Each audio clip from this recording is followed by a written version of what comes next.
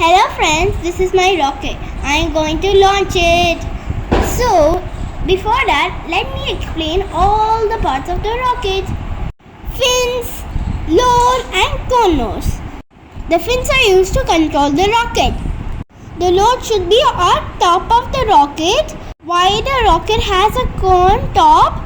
Because to minimize the drag force. So why the rocket is cylindrical shape?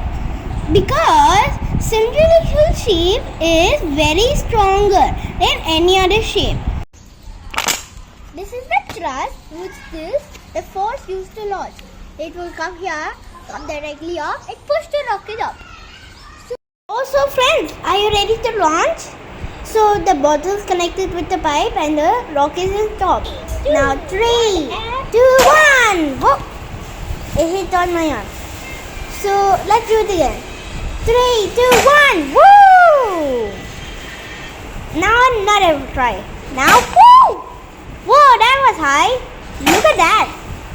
So friends, subscribe my channel. Thank you.